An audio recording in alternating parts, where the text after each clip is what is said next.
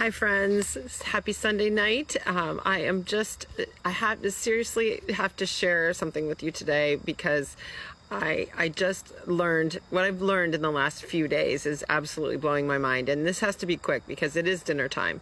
So I'm going to be tardy if I go on and if I drone on and on. But I wanted to share that I was just compelled to share this with you because again, I'm a recovering know-it-all, not doing it all, as a doctor of chiropractic that's retired. As you don't know me, if you don't know me, I'm Amy Michelle.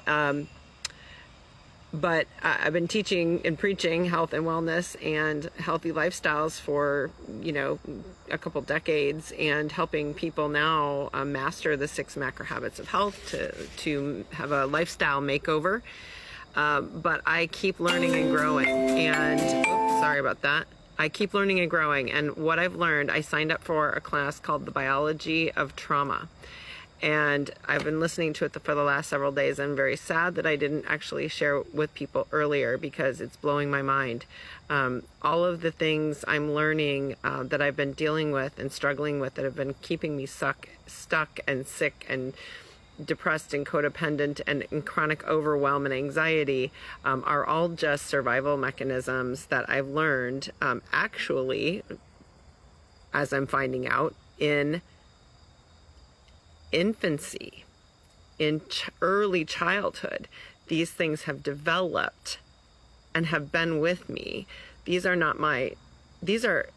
my problems currently, but have been with me my entire life. And learning from this summit of medical doctors talking about the science of trauma, and we all have it. All I hear all the time, every day, is everyone's overwhelmed. Everyone has anxiety. Everyone is chronically overdoing, overgiving, and under self-loving, and not taking care of themselves.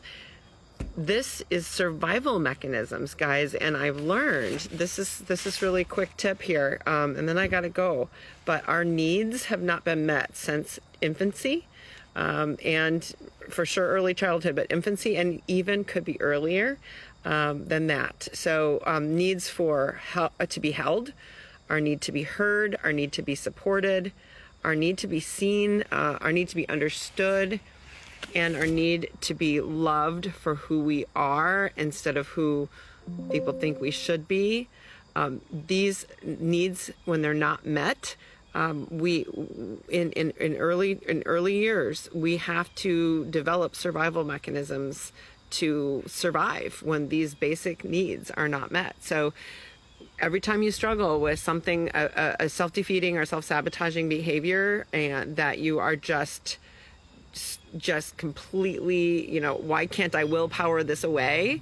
It's because it's been there since you were an infant, an early child, probably.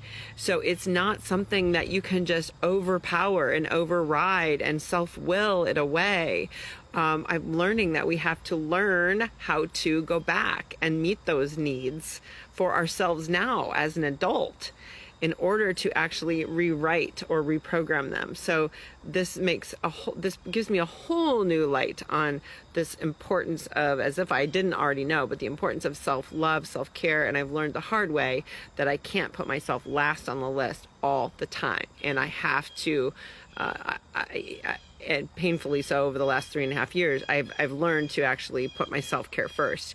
Not easy, but it is actually helping me to put a lid on my survival mechanisms that don't serve me. The overwhelm is 10 times less, the anxiety 10 times less, the ability to monotask, the ability to stay calm and not be and sleep at night, and actually do the health habits that I know that are good for me, instead of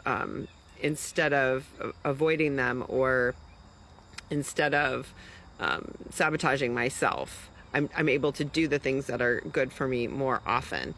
Not perfect, but I am learning to meet those needs, go backwards and meet those needs that I didn't have in a new healthy way, in an adult way with my adult brain. So it's fascinating, guys, and the biology of trauma, fascinating. And if you want more, the link for it or whatever, I'm happy to share, but just know the struggle is real, but it's been there for a long time. So you're not alone, and it can be it can be repaired. The good news is it can be repaired.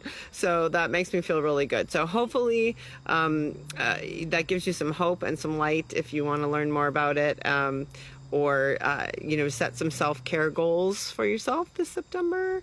Happy to help you to figure out which ones are a good place to start based on what I'm learning. So anyway, have a great Sunday evening and a wonderful week. And September is here, so let's keep practicing self-love. Have a great day.